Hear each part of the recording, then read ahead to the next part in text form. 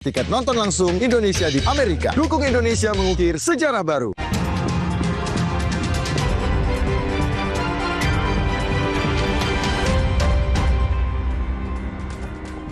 Saya Tifa Solesa melanjutkan Kompas Petang, Saudara. Mantan Ketua Komisi Pemberantasan Korupsi Abraham Samad menghadiri panggilan penyidik Polda Metro Jaya sebagai saksi terlapor dalam kasus tudingan ijazah palsu Joko Widodo.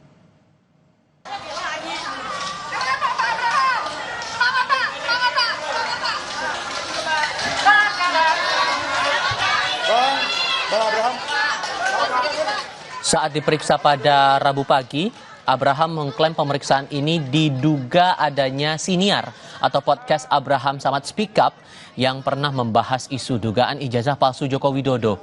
Meski begitu, ia mengelak isi siniarnya memiliki unsur pidana terkait pencemaran nama baik apa yang dilaporkan Joko Widodo.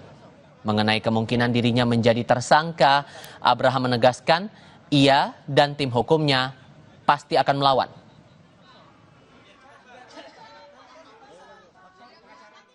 Ini bukan tentang saya, ya, karena pemanggilan terhadap saya adalah serangkaian dengan apa yang saya lakukan selama ini, yaitu memberitakan, ya, lewat podcast saya memberitakan dan menjadi forum diskusi untuk memberikan edukasi, pencerahan dan kritikan yang bersifat konstruktif agar supaya masyarakat paham tentang hak-hak dan kewajibannya. Itu yang saya lakukan. Oleh karena itu, kalau apa yang selama ini saya lakukan lewat podcast dianggap sesuatu yang punya nilai pidana sehingga saya dipanggil, maka ini adalah salah satu bentuk kriminalisasi terhadap pembungkaman, kebebasan berpendapat dan kebebasan berekspresi. Dan yang paling berbahaya lagi, bahwa pemanggilan saya ini adalah sebuah tujuan, proses ingin mempersempit adanya ruang demokrasi.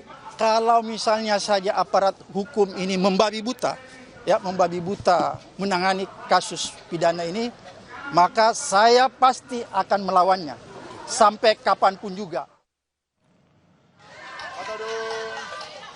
Pengacara senior sekaligus tokoh gerakan HAM Todung Mulya Lubis yang ikut mendampingi Abraham Samad di Mapolda Metro Jaya menegaskan upaya pemeriksaan terhadap Samad syarat upaya kriminalisasi dan memiliki niat jahat.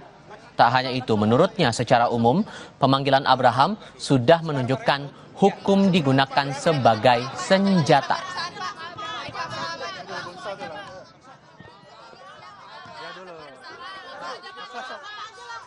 Mas Lakso dulu.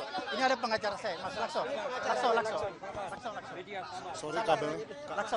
Saya tidak menyangka akibat podcast yang dilakukan oleh Saudara Abraham Samad, dia dikriminalisasi. Tidak boleh ada kriminalisasi dalam negara Republik Indonesia ini terhadap wartawan, terhadap mereka yang punya podcast, terhadap siapapun, karena ini membungkam kebebasan berpendapat. Pasal penghinaan atau pencemaran nama baik itu sudah dihapuskan. Hanya di negara yang otoriter atau punya tendensi untuk menjadi negara otoriter, pencemaran nama baik, penghinaan itu dikriminalisasi. Inilah zaman di mana penegakan hukum dipolitisasi. Inilah zaman di mana hukum dijadikan sebagai weapon. Ini yang disebut weaponization of law. Lalu apa indikasi siniar atau podcast Abraham Samad mencemari nama baik ataupun fitnah terhadap Joko Widodo? Dan apakah pemeriksaan Samad dalam kasus ijazah Jokowi kali ini berpotensi membungkam suara kritis publik? Kami diskusikan bersama dengan para narasumber. Bergabung saat ini ahli hukum tata negara Refli Harun, juga bergabung bersama kami Sekjen Pradi Bersatu Ade Darmawan dan mantan Kabaret Skrim Polri Susno Duaji. Selamat sore semuanya dengan Tifal di studio. Apa kabar? Selamat sore, Mas Tifa. Selamat sore para pendengar. Terima kasih semua sudah bergabung bersama kami kali ini. Dianggap ini syarat muatan lain selain di luar hukum. Sehingga menurut Anda, Mas Ade, apa yang salah sebetulnya dengan podcastnya Bang Samad ini sehingga harus diperiksa terkait dengan kasus ijazah Jokowi ini? Oke, terima kasih Mas dari Kompas News ya. Jadi kalau terkait laporan Pak Insinyur Joko Widodo kan kemarin itu, beliau melaporkan peristiwa. kemudian peristiwa ini menjadi menjadi pemeriksaan terhadap beberapa yang diduga ya ikut dan turut melakukan tindak pidana pencemaran tersebut. Artinya gini Mas Tifan, bahwa kemudian dipanggilnya Bang Abraham, saya rasa itu normatif hukum. Ya, tidak ada diskriminasi di sini. Ini kan polisi memeriksa dengan adanya bukti yang telah dipelajari, kemudian diperiksa bahwa ada dugaan di situ, ya kita tidak bisa menghindari itu. Apa kata-kata yang salah dari podcast itu sehingga ada muatan potensi bahwa ada pencemaran nama baik di situ menurut Anda, Bang Ade? Jadi gini, podcast ini kan berbeda dengan pemberitaan nih, Bang Tifal ya. Kalau di podcast itu, kalau kata-katanya saya tidak melihat alat buktinya secara menyeluruh yang mana menjadi satu ujaran kebencian atau fitnah atau pencemaran.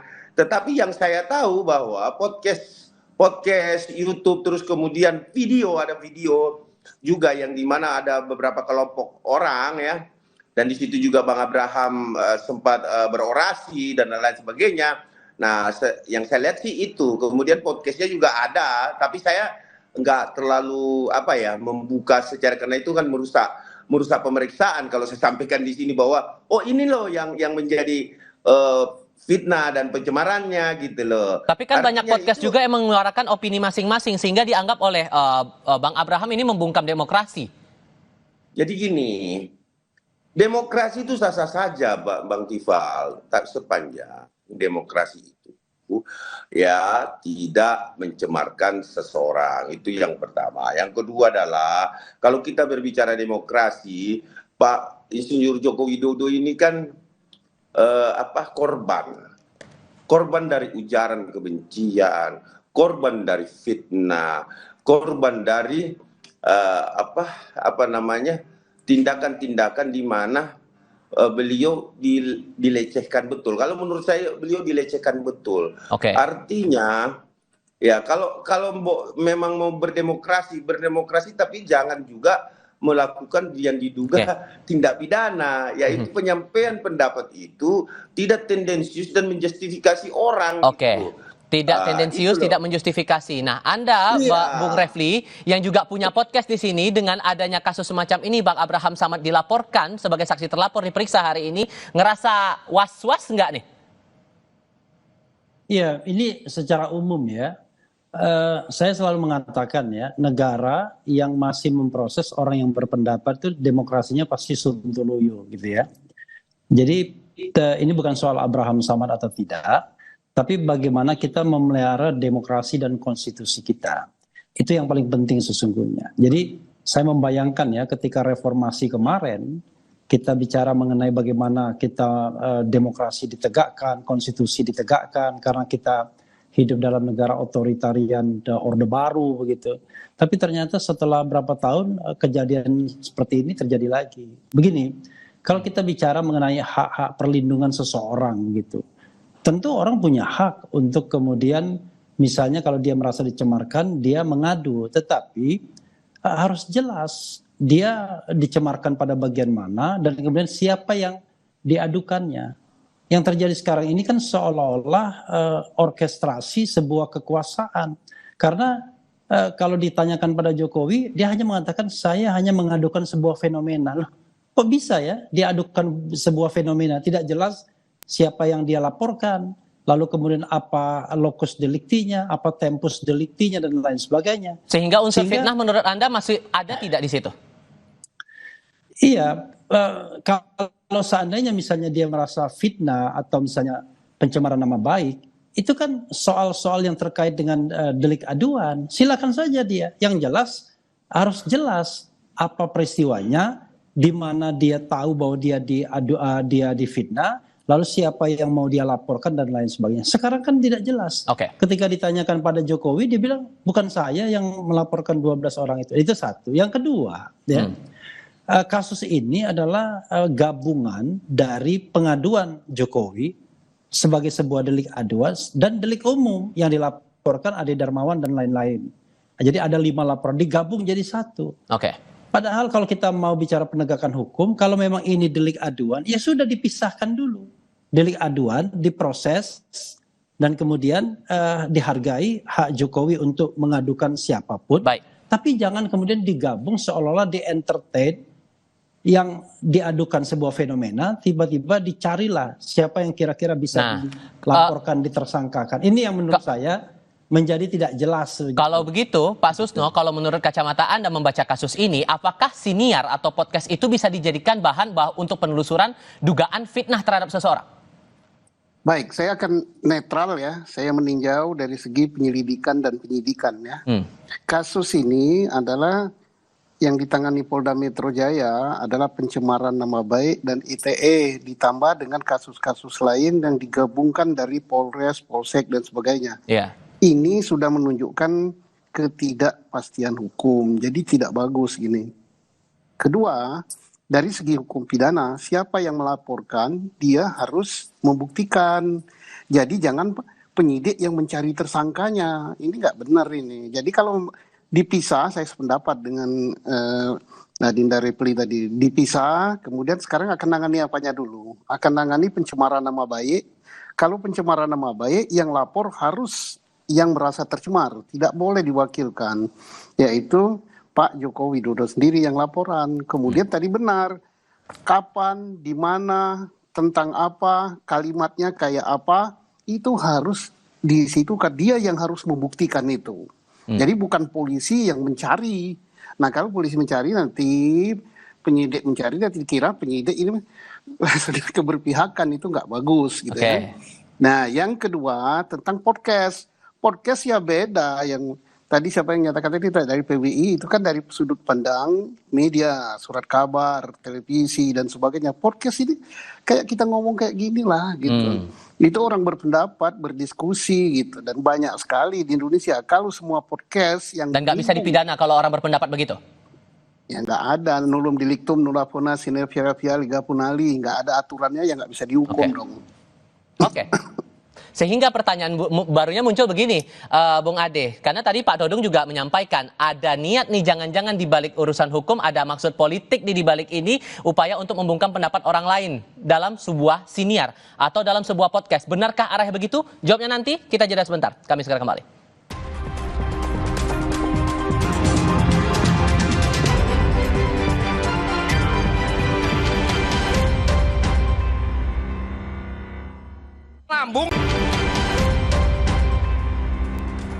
Kata Bang Todong di Mapolda, Mas Ade, hukum saat ini sudah dijadikan sebagai senjata, bahkan ada tudingan politis di balik kasus ini.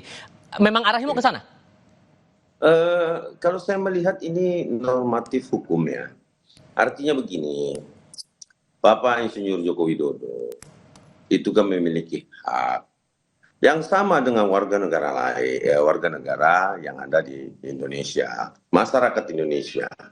Intinya, apa yang dilaporkan peristiwa tersebut, kemudian ditemukan bukti-bukti pada perjalanannya, dan memanggil beberapa orang terlapor, dianggap terlapor, ya, karena gini, saya perlu jelaskan dulu sedikit ya, bahwa ada 2 laporan itu yang saat ini berada di Polda Metro Jaya. Laporan 4 menjadi 1 kemarin ya. Oke. 4 menjadi 1, itu 160, 28 ayat 2, ITE ya. Nah, terus kemudian ada laporan pencemaran 310, 311, 32, 45A. Itu dari Bapak Insinyur Joko Widodo sendiri ya yang melaporkan. Jadi kalau terkait pemanggilan dan pelaporan ini normatif hukum kok. Tidak ada sama sekali tendensi politik. Yang mempolitisasi bisa saja orang-orang yang dipanggil dengan mengajak semua unsur beramai-ramai untuk mengatakan bahwa terjadi pembungkaman demokrasi. Siapa tuh yang dituduh kalau gitu menurut Anda? Sah saja. Demokrasi sah-sah saja, Mas Iqbal. Tetapi kita juga tidak bisa menutup mata terhadap demokrasi hukum. Artinya kebebasan-kebebasan kan udah banyak juga. Jadi gini loh, kalau kita bilang bahwa ada perbedaan, tidak ada equal karena dia adalah, mohon maaf, Bang Abraham Samad adalah mantan ketua KPK nih, ya kan? Wah, nggak bisa dihukum dong, ada privilege atau apa, kan semuanya sama. Tapi yang hari ini yang ditunjukkan Bang Abraham Samad, ya, saya sangat luar biasa support. Kenapa? Bahwa beliau datang. Gentleman. Jangan juga belum jatuh tempo, ada yang terlapor juga ya, belum jatuh tempo, tapi tidak hadir. Justru menunda karena alasan 17 Agustus. Nah, tetapi apapun itu, saya menganggap Bang Abraham Samad ini memang pendekar hukum dan dia mengerti betul. Dan dia paham betul Bang Abraham ini bahwa Bung Refli, silakan. Kalau dia tidak terlibat. Sudah kami tangkap poin dari situ, Bung Ade. Bung Refli, silakan. Iya, sekali lagi ya, saya mendapatkan beberapa kali surat panggilan tersebut. Dan surat panggilan tersebut itu menggabungkan semua tindak pidana. Jadi laporan dari Pak Jokowi, laporan dari Mas Ade dan lain sebagainya itu digabung jadi satu.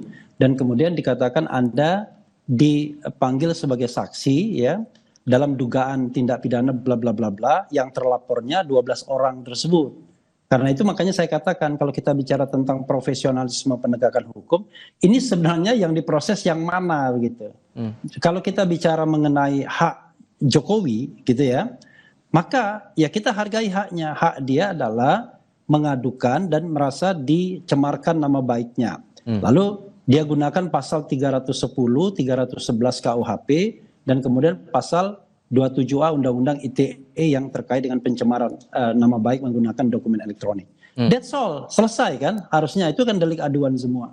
Tapi yang terjadi adalah masuk pasal 160 KUHP, kemudian masuk soal-soal yang terkait dengan penghasutan dan lain sebagainya. Jadi sehingga ada maksud lain di luar hukum menurut Anda di sini.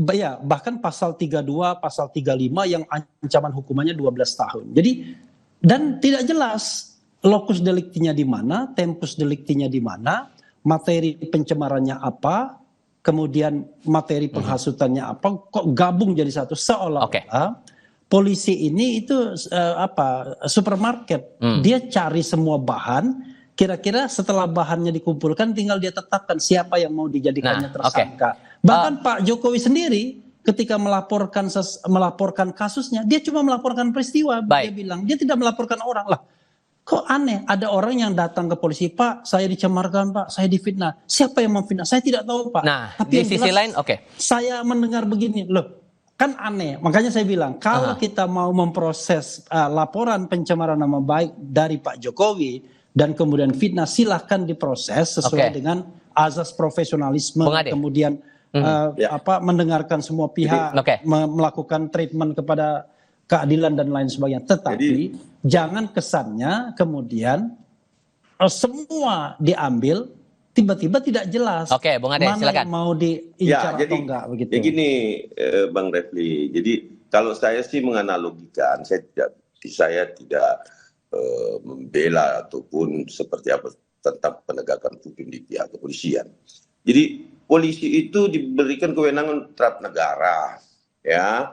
Kita ambil contoh analogi, Bang Refli, bahwa kemudian ada pencurian yang terjadi, misalkan kendaraan bermotor, Bang Refli, di depan rumah saya tidak tahu siapa yang ambil, tapi nyatanya ya peristiwa itu terjadi, ada kehilangan, ada kerugian dari saya gitu loh, sehingga saya merasa wah ini barang saya hilang nih, tapi saya nggak tahu nih pelakunya. Nah, ketika saya melaporkan ke polisi, apakah saya harus menyebutkan namanya? Misalkan, tetangga gua kali, kan nggak bisa begitu, Bang Refli. Jadi gini loh, penyidik diberikan, saya perbaikin sendiri ya. Peristiwa itu berbeda dengan kalau Anda difitnah atau dicemarkan. Kalau misalnya Anda dicuri, memang kita belum tahu siapa pencurinya. Tapi kalau Anda merasa dicemarkan nama baik dan difitnah, masa Anda nggak ngerti siapa yang mencemarkan dan yang memfitnah Anda? Masa Anda mendengarkan sebuah pencemaran dan fitnah? Lalu saya mendengarkan suara ya. Ada orang memfitnah saya, mencemarkan saya. Jelas itu. Ini kayaknya Pak Susno udah mau ngomong nih, silakan Pak Susno, silakan Pak. Ya. Jadi ini bagus sekali ya, ini pencerahan yang bagus. Jadi kasus ini berbeda dengan pencurian. Kalau pencurian itu polisi tidak dilapori pun dia harus berbuat. Karena itu bukan delik aduan. Termasuk rakyat biasa, rakyat jelata seperti saya, kan tidak lagi polisi sekarang ini. Petani kan, kalau tahu ada pencurian, saya lihat dia, saya berhak Bisa melaporkan. menangkap, tertangkap tangan. Nah, serahkan pada Polri. Tetapi saya mengetahui ada seseorang yang dicemarkan nama baiknya, saya nggak boleh melapor dong. Yang melapor yang namanya merasa tercemar. Oke. Nah, siapa tahu, dan laporan itu harus lengkap gitu, karena ini delik aduan, kapan, di mana, bunyi pencemarannya kayak apa, kemudian dia mengumpulkan alat-alat bukti itu untuk dinilai oleh Polri. Jadi bukan jangan sampai nanti penyidik Polri mencari, wah ini podcast yang ini mencemarkan, ada lagi podcast yang ini mencemarkan, oh ini ada percakapan di WA group ini mencemarkan, itu nggak boleh. Jadi bedanya delik aduan sama bukan delik aduannya. Oke, sehingga singkat saja Pak, kalau membaca kasus yang Suginur kan kasus pernah narapidana, kasus pencemaran nama baik Jokowi, akhirnya kan diampuni oleh Presiden Prabowo Subianto. Apakah itu juga akan jadi pertimbangan penyidik untuk meneruskan atau tidak kasus ini? Itu bagus sekali, karena apa? Objeknya adalah ijazah palsu. Nah, buktikan dulu si objek itu palsu nggak ijazah ini.